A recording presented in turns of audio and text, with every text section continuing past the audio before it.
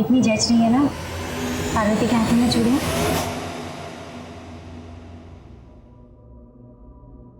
वैसे अब इसके बाद क्या होगा? हो गई रस्म। हम लोग कुछ काम कर लेते। चलो फुलवारी।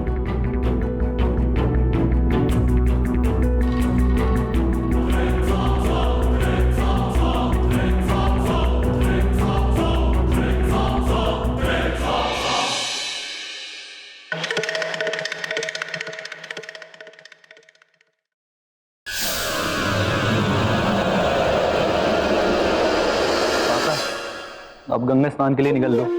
सन्यास का वक्त आ गया आपका। एक पाप ना हो रहा आपसे अब इनके सामने। चुप कर। पाप नहीं है ये, हमारे घर और हमारे व्यापार को जीतने की लड़ाई है। मैं हारी नहीं हूं। मिलेगा और मौका भी मिलेगा।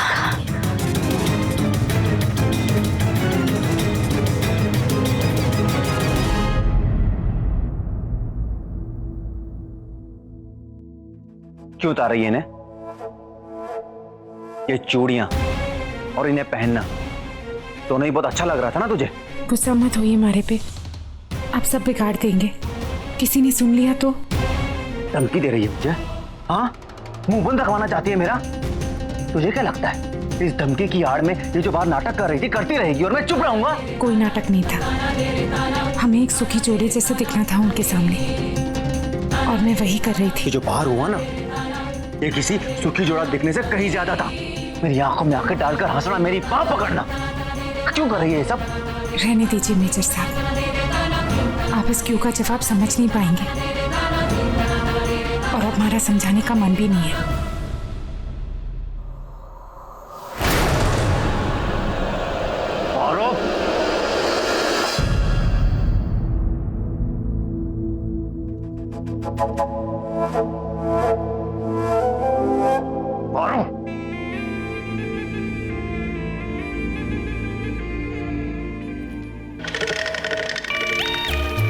बड़ी गर्मी बढ़ी, अब के मैं जीतूंगी, अब फटेगा ये।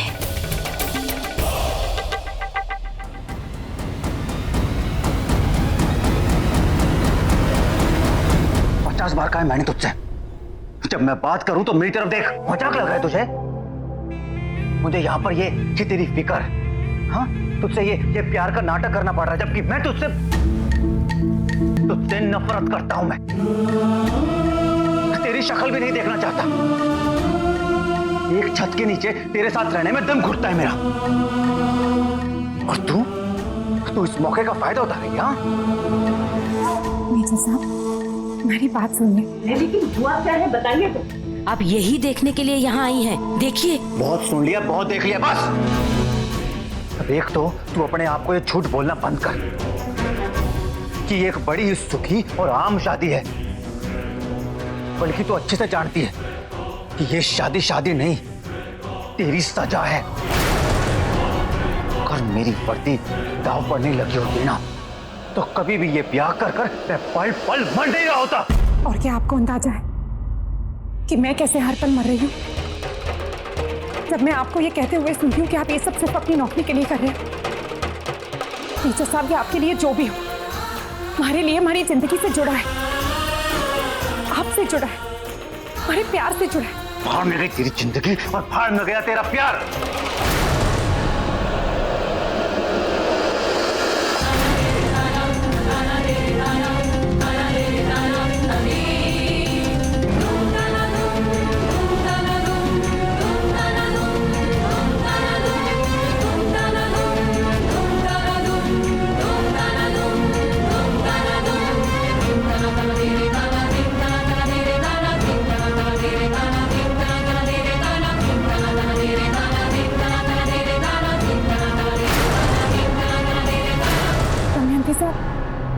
जैसा आपने देखा, जैसा आप समझ रही है, वैसा कुछ नहीं है। बस पार्वती, बस बहुत हो गया।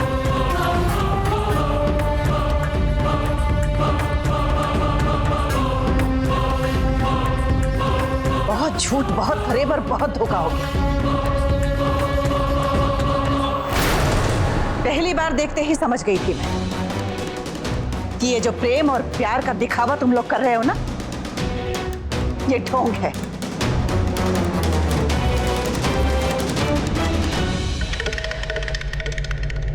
रुद्र प्रताप रणावत, लोगों के चेहरे से मुखौटे नोचकर सच्चाई को सामने लाना आता है मुझे।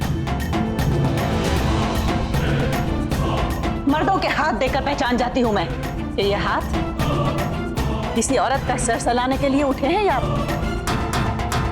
उसके गाल पर थप्पड़ मारने के लिए। गलत है आप। ना तो वो अखबार में छपी तस्वीर इनका हमारे ऊपर जुल्म है, और ना वो जो आज आपने देखा। पार्वती, अभी सब कुछ हमने सुना ना, हमने खुद देखा है। अभी ये कैसे तुम्हें? क्या हमारे को अपनी बात समझाने का एक मौका मिल सकता है? पार्वती बिंदनी, अब रहने भी देना। क्यों और मौसम बिगाड़ रही है? दमयंती जी ने जबान है मेरे पास, तुम्हें अपनी बात समझाने का एक मौका देती। जो भी कहो सच हो, विश्वास करने लायक हो, वरना अभी पलट के वापस चली जाऊंगी और मेजर साहब को अपने लिए नई नौकरी तलाश करनी पड़ेगी।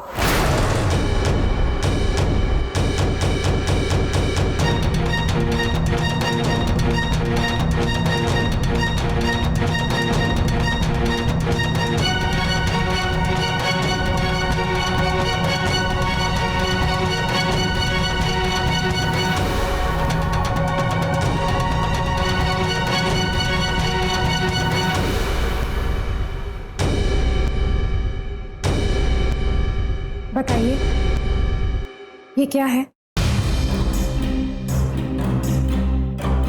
घेरा है और क्या? हमारी नानी का चेहरा बनाया है तूने। घेरा तो है काकी से, लेकिन किस चीज का घेरा? कुछ भी हो सकता है, पूरी, जीरो, कुछ भी। और अरे और क्या? धरती, आकाश, सूरज, चंद्रमा, चूड़ी, कुछ भी हो सकता है। किस तरह की बातें कर रही है पार्वती बिंदनी? पार्वती हमें यह समझाने की कोशिश कर रही है कि हर बात को देखने का सबका अपना अपना नजरिया हो सकता है ना पार्वती? जी दमयंती साहब, मैं जानती हूँ कि आपका अनुभव हमारे से कहीं ज्यादा है। ये भी जानती हूँ कि आपने पूरी दुनिया देखी है, लेकिन मैं सिर्फ अपनी ये जिंदगी जानती हूँ। सिर्फ इतना जानती हूँ कि हमारे लिए क्या सही है और क्या गलत। मैं मानती हूँ दमयंती साहब कि हम उसी को सच मानते हैं जो हमारी आंखें देखती है, लेकिन ये सवाल भी तो उठता है कि कौन देख रहा है, क्या देख रहा है, और जो देख रहा है उसका क्या मतलब निकाल रहा है। जो तस्वीर अखबार में छपी थी, उस तस्वीर को देखकर ऐसा लगता है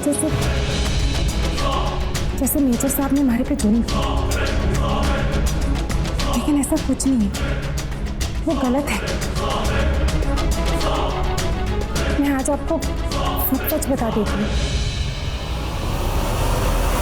जब कभी हमारी जिंदगी खतरे में पड़ी है, तब तक मेजर साहब ने अपनी जान खतरे में डालकर हमारी रक्षा की।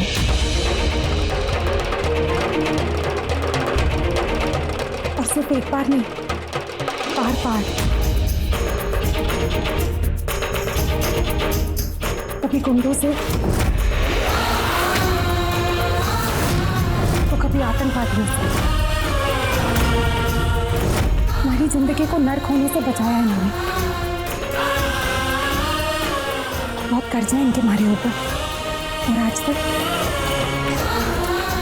आज तक इन्होंने ये कर्ज कभी जताया नहीं। मैं इनसे प्यार करती हूँ। मैंने खुद इनसे कहा कि मैं इनसे ब्याह करना चाहती हूँ।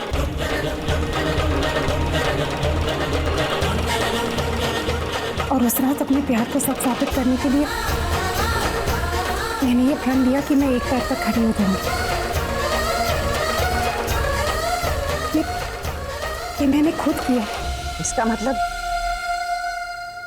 मेजर साहब ने तुम्हें ये सब करने के लिए नहीं कहा? नहीं,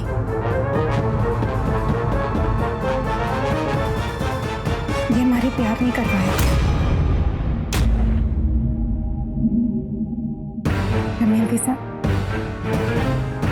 अखबार में हमारे बारिश में भीगने की तस्वीर छपी थी, लेकिन उसके बाद जो हुआ वो नहीं छपी। जब मेजर साहब हमारे को अपने हाथों में उठाकर अंदर लेकर आए,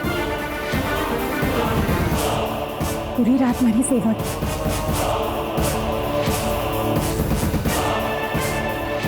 और सुबह उठते ही तो सबसे पहला सवाल किया कि मैं ठीक हूं कि नहीं। लेकिन ये सब अगर इतना ही सीधा साधा था तो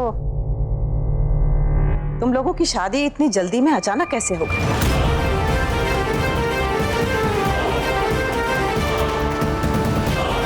तुम पे किसी तरह का दबाव तो नहीं था ना इस शादी के लिए? मैंने आपसे कहा ना दमयंती साहब, मैं ये ब्याह खुद करना चाहती थी। और मेजर साहब आप भी इससे शादी करना चाहते थे?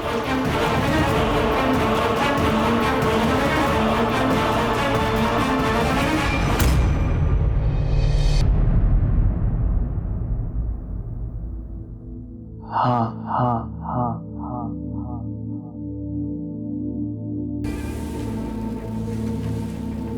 हम पर कोई दबाव नहीं था। मैं मानती हूँ कि ये ब्याह अचानक से हुआ। ये भी मानती हूँ कि ये ब्याह वैसे नहीं हुआ जैसे आम ब्याह होता है। लेकिन मैंने वो पाया जो मैं हमेशा से पाना चाहती थी।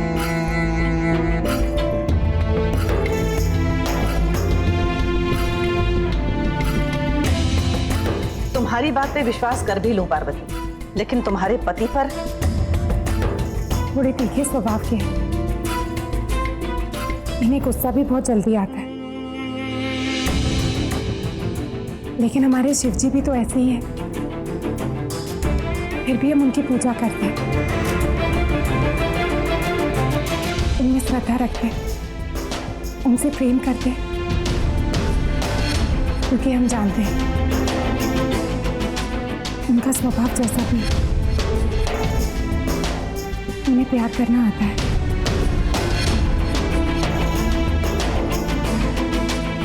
हमारा विश्वास कीजिए दमयंती साहब, इस ब्याह में, इस रिश्ते में बहुत प्रेम है।